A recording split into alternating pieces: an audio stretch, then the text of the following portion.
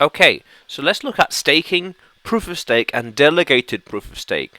So staking, using your tokens to take part in the proof of stake abilities on the blockchain and get rewards by helping to process transactions for the blockchain. So we have these coins. They could be for any particular cryptocurrency, any particular blockchain.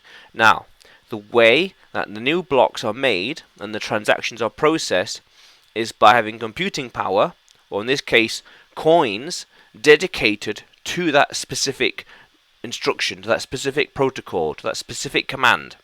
So by using staking, we are allowing our coins to participate in the proof of stake protocol. We're dedicating them to the transaction and the processing and expansion of the blockchain by verifying transactions that are happening ongoing.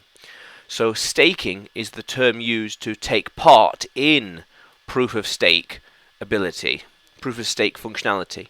And proof of stake is the way a blockchain makes new blocks by different rules.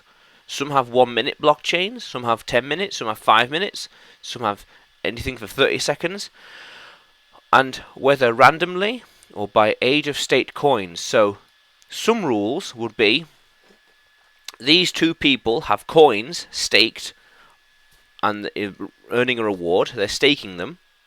So who gets the reward? Who gets the block reward? Who makes the money? Who earns the fee when new blocks are made? Well, it depends on things like random or age of staked coins, or it could be consensus.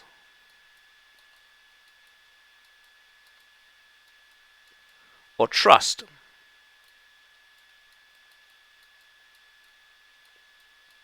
Or even trust. It depends on things. But delegated proof of stake, like proof of stake, but you give your staked coins to a validator to host them and help verify the blockchains for you.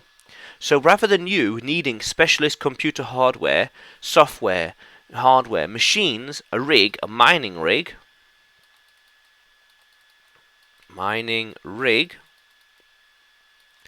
you give your coins to a third party. In this case, it's the validator, a third party,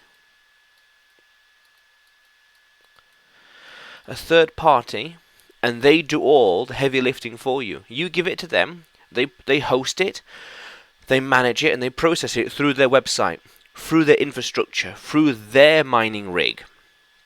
And there are ones out there that allow you to work through them to do the staking for you. You still own the coins, but you're using it on their platform, and they might take a cut of the fee. They might take some of this as a fee for doing what you don't want to do. Makes sense. So delegated proof of stake is you are giving your coins to a third party so they do the staking on your behalf. You're delegating the staking functionality to somebody else. And staking is a way of securing the network by using less electricity and more about, here are these coins that I have, maybe they're pre-mined, and I'm dedicating them back to the network to help strengthen it and help speed up the transaction or the processing power, and having the transactions verified faster or quicker or easier, or even simply staking them so you have more of a voting power in terms of the consensus algorithm, so you have more voting rights.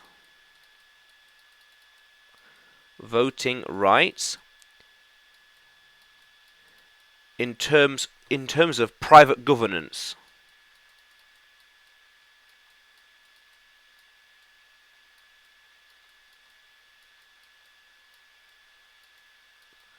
There we are.